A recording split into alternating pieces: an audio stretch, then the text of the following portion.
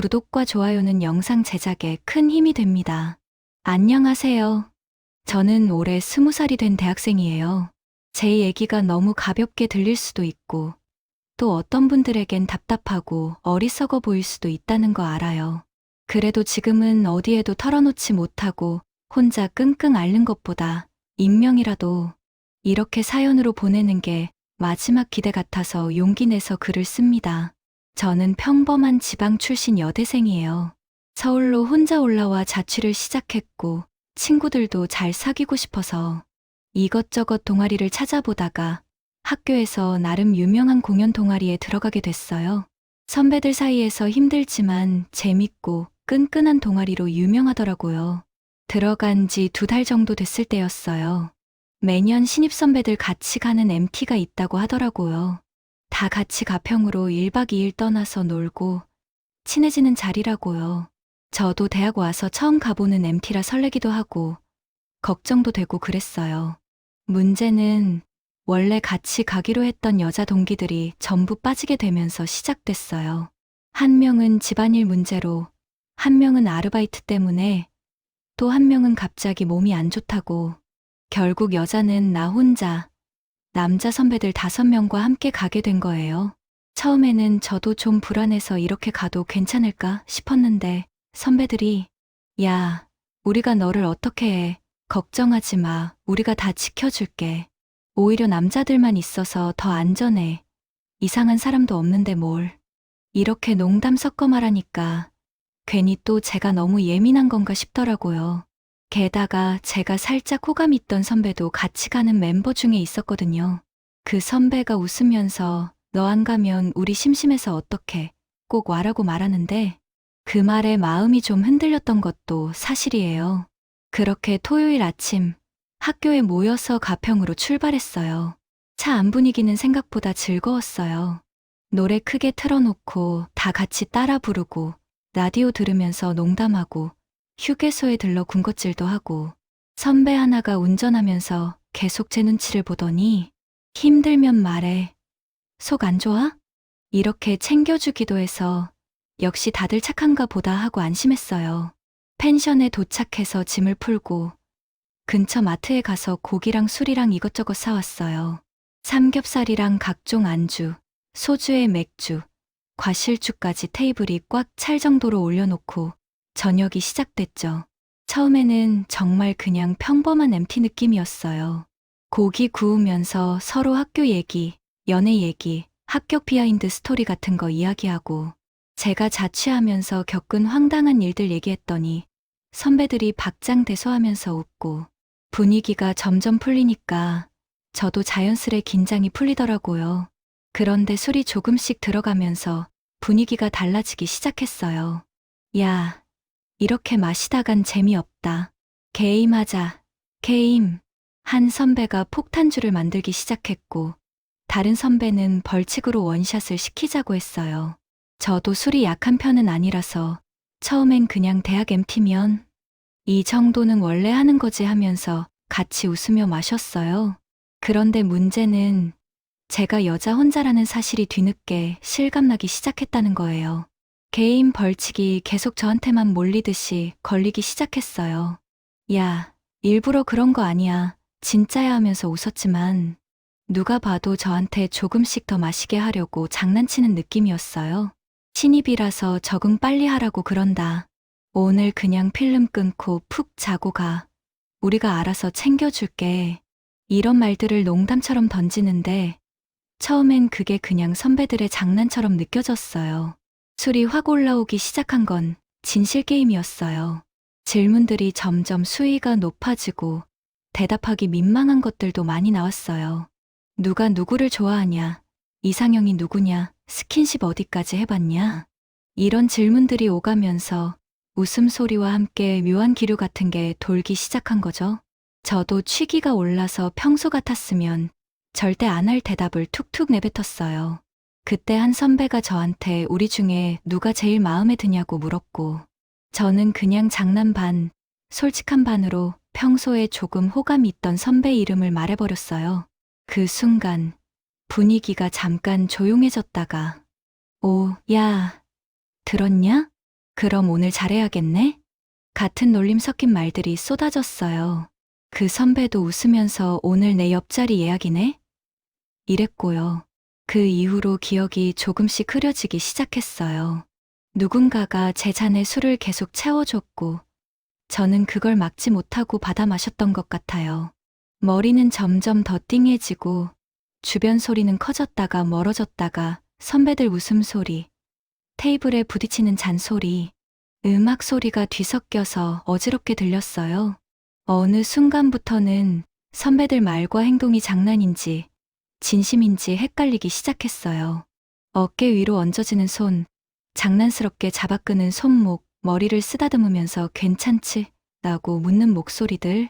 그때의 저는 제대로 판단을 할 수 있는 상태가 아니었다는 건 지금 돌이켜보면 분명해요. 그리고 그날 밤에 일어난 일들에 대해서는 솔직히 말하면 제 기억도 군데군데 끊겨 있어요. 누군가와 방으로 들어갔던 것, 불 꺼진 방 안에서 몸이 뒤엉켜 있던 느낌, 문이 열렸다 닫히는 소리, 익숙한 목소리들이 겹쳐 들리던 순간들, 짧은 장면들처럼 잘려진 기억 몇 개만 떠오를 뿐이에요. 제가 분명히 거부했는지, 그냥 취해서 흐릿하게 웃고 있었는지, 누구와 어떤 순서로 무슨 일이 있었는지 명확하게 말할 수가 없어요. 그게 더 무서워요. 다음 날 아침, 눈을 떴을 때, 저는 펜션 방 한쪽에서 모든 옷이 벗겨진 상태로 구겨진 이불 속에 누워 있었어요. 몸 여기저기가 묵직하고 욱신거리는 느낌이 났어요. 머리는 깨질 듯이 아팠고 입안은 바싹 말라 있었어요. 옆을 보니 선배 2명이 같이 누워 있더라고요. 눈이 마주치자 그 선배는 잠깐 당황한 표정을 짓더니 대충 웃으면서 말했어요. 어제 너 많이 취했어. 중간에 잠들어서 그냥 재워둔 거야. 괜찮아? 그 말이 이상하게 들렸는데 그 순간 저는 너무 멍해서 아내라고밖에 못했어요. 방 밖으로 나가자 다른 선배들이 이미 거실에 모여 컵라면을 먹고 있었어요. 저를 보더니 일어났냐? 괜찮아? 야, 어제 너 완전 만취였어. 기억나냐? 이런 말들을 주고받으면서 킥킥 웃었어요. 그 웃음 속에 뭐가 섞여 있는지, 제가 그때 왜 그렇게 숨이 막혔는지 지금도 생각하면 속이 울렁거려요. 서울로 돌아오는 길은 올 때와는 완전히 다른 느낌이었어요. 차 안에서 다 같이 떠들던 분위기는 없었고 조용히 음악만 흘러나왔어요. 저는 창밖만 멍하니 보면서 머릿속으로 온갖 생각을 했어요. 어제 나 대체 무슨 짓을 한 거지? 나만 이상한 건가? 그냥 어른들 말하는 그런 철없던 대학 MT 중 하나인 건가? 아무 일 아니라는 듯이 넘어가야 하는 걸까? 그렇게 며칠이 흘렀고 저는 일부러라도 아무 일 없었던 것처럼 동아리방에 나갔어요. 선배들도 마치 약속이라도 한 듯 그날 이야기는 꺼내지 않았어요. 오히려 더 아무렇지 않게 대해주는 것 같았어요. 어떤 선배는 장난스럽게 다음 MT 땐 좀 덜 마셔라. 우리 힘들다. 이렇게 말하기도 했어요. 그때부터 제가 점점 더 이상해졌어요. 어떤 선배는 밤늦게 카톡으로 애매한 농담을 던지기도 하고 어떤 선배는 괜히 둘만 있을 때 분위기를 이상하게 만들기도 하고 또 어떤 선배는 저를 피하는 듯한 눈치를 보기도 했어요. 저 혼자만 그날 밤을 제대로 마주하지 못한 채 계속 불안해하고 있었던 거예요. 그러다 한 달쯤 지났을 때 제 생리가 안 오는 걸 눈치챘어요. 처음엔 스트레스 때문에 그러겠지 하고 넘겼어요. 하지만 그 다음 주가 되어도 또 그 다음 주가 되어도 오지 않았고 저는 혼자 몰래 편의점에서 테스트기를 사와서 화장실에서 손이 덜덜 떨리는 상태로 확인을 했어요. 테스트기에는 아주 또렷한 2줄이 찍혀 있었어요. 그 순간 숨이 멎는 줄 알았어요. 다리가 풀려서 바닥에 주저앉아 버렸고 손에 쥔 테스트기는 그대로 떨어졌어요. 머릿속은 하얘졌고 심장은 귀 옆에서 쿵쿵거리는 것처럼 크게 뛰었어요. 임신한 거야? 진짜? 그러면 아빠는 도대체 누구야? 여기서부터가 제가 정말 미쳐버릴 것 같았던 지점입니다. 만약 그날 밤 한 사람과만 확실히 관계를 맺었다면 적어도 누구의 아이인지는 알 수 있었을 거예요. 그런데 저는 제 자신도 기억이 흐릿한 상태에서 여러 선배들과 뒤섞여 있던 밤을 겪었어요. 어떤 장면에서 누구였는지, 순서가 어땠는지, 이때 분명히 싫다고 했던 것 같은데 싶은 순간들까지 모든 게 뒤엉켜 있습니다. 결국 저는 동아리 선배 한 명에게 먼저 털어놓았어요. 그나마 제일 믿을만하다고 느꼈던, 평소에 잘 챙겨주던 선배였어요. 카페에서 손을 꽉 쥐고 입술을 깨물다가 겨우 말했어요. 선배, 저 임신한 것 같아요. 병원 가서 확인했어요. 선배의 얼굴에서 혈색이 싹 사라졌어요. 그 선배도 그날 밤 그 방 안에 있었던 사람 중 하나였거든요. 처음에는 설마 우리 때문이겠냐, 다른 사람은 아니냐 같은 말부터 하더라고요. 저는 너무 충격받아서 울면서 전 그날 이후로 누구랑도 그런 적 없어요라고 말했어요. 그제서야 선배 표정이 굳어지면서 야, 이건 나 혼자만의 문제가 아닌 것 같은데 라며 다른 선배들에게도 말해보자고 했어요. 그렇게 해서 저와 그날 MT에 갔던 남자 선배 5명이 다시 한 공간에 마주 앉게 되었어요. 처음엔 다들 말이 없었어요. 무겁고 이상한 정적만 흘렀어요. 그러다가 누군가가 낮게 욕을 내뱉으면서 말문을 열었어요. 그럼 지금 우리 중에 아빠가 누구인지 모른다는 거야? 야, 근데 그날 우리 다 취해 있었잖아. 솔직히 말해서 누가 마지막이었는지도 기억 안 나는데 나 그날 제대로 끝까지 간 기억 없는데 중간에 나왔잖아. 각자 자기한테서 책임을 떼어내려고 애쓰는 말들이 튀어나오기 시작했어요. 저는 그 가운데 앉아서 손만 꼭 쥐고 있었습니다. 눈물은 이미 고갈된 것처럼 더 이상 나오지도 않았어요. 어떤 선배는 이건 솔직히 너도 책임이 있는 거 아니냐고 말했어요. 내가 먼저 분위기 풀려고 장난도 치고 내 옆에 와서 앉고 술도 계속 마셨잖아. 그 말을 듣는 순간 제가 그날 웃으면서 대답하던 장면들이 머릿속에 하나씩 떠올랐어요. 그게 정말 동의였을까요?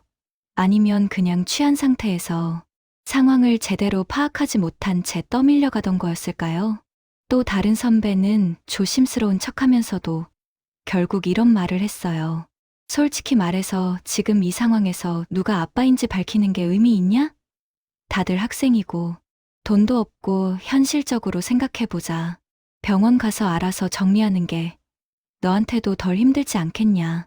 그 말에서 정리한다는 단어가 나왔을 때 가슴이 턱 막혔어요. 저는 아직 그 선택을 할 용기도, 그 선택을 하지 않을 용기도 없는 상태였거든요. 게다가 저는 부모님께 사실을 말하지도 못하고 있어요. 집에서는 여전히 우리 딸 서울 생활 잘하고 있냐, 공부는 어떠냐, 이런 안부 전화만 하세요. 그럼 부모님께 저 MT 갔다가 선배들이랑 그런 일이 있었고 지금 임신했습니다. 그리고 아빠가 누군지도 확실히 모릅니다라고 말할 자신이 없어요. 동아리 선배들은 그날 이후로 조금씩 연락을 줄이기 시작했어요. 단체 채팅방에서는 여전히 낄낄거리며 농담이 오가지만 저와 관련된 얘기는 최대한 피하는 것 같아요. 제가 동아리방에 나타나면 어색한 침묵이 흐르고 없는 사이에 무슨 말들이 오가는지 생각하면 숨이 막힙니다. 지금 저는 매일같이 선택의 갈림길 앞에서 멈춰 서 있는 기분으로 살아가고 있어요. 아이를 지킨다면 저는 앞으로 어떤 삶을 살게 될까요? 아빠가 누구인지도 모르는 아이를 제가 온전히 책임질 수 있을까요? 그렇다고 해서 쉽게 병원에 가서 끝내버리는 선택을 하는 게 정말 덜 나쁜 선택일까요? 가끔은 그날 밤이 전부 제 잘못인 것처럼 느껴지다가도 또 어떤 순간에는 저를 둘러싸고 웃으며 잔을 채우던 선배들 얼굴이 떠오르면서 억울함과 분노가 치밀어 오릅니다. 우리가 지켜줄게라고 말하던 그 말은 어디로 갔을까요? 그날 제 옆에 앉아서 장난치던 손길들은 지금은 왜 다들 책임을 피하려고만 할까요? 저는 지금 무엇을 어떻게 해야 할지 모르겠습니다. 법적으로 이 선배들에게 뭔가 책임을 물을 수 있는 건지, 아니면 제 기억이 흐릿한 이상 그냥 서로 술에 취한 상태에서 있었던 일로밖에 남지 않는 건지 제가 괜히 더 상처만 받고 끝나는 싸움을 시작하는 건 아닐지. 머리로는 수십 가지 경우의 수를 돌려보지만 마음은 한 발짝도 앞으로 나아가지 못하고 있어요. 그래서 이렇게 사연 채널에라도 제 이야기를 털어놓고 싶었어요. 혹시라도 비슷한 일을 겪어본 분들, 법 쪽이나 상담 쪽에 조금이라도 아는 분들, 아니면 그냥 저를 한 사람으로서 봐주고 현실적인 조언을 해줄 수 있는 분들이 계시다면 댓글로 어떻게 해야 할지 제게 조금만 길을 보여주셨으면 좋겠어요. 저는 지금 제가 너무 바보 같고 더럽게 느껴지기도 하지만 그래도 이 상황에서 조금이라도 덜 후회하는 선택을 하고 싶어요. 이 사연을 읽어주신 분들이 저를 손가락질해도 좋아요. 다만 제 마음이 완전히 부서지기 전에 누군가 제 이야기를 들어줬다는 사실 하나만으로도 저는 조금은 버틸 수 있을 것 같아요. 긴 글 읽어주셔서 감사합니다.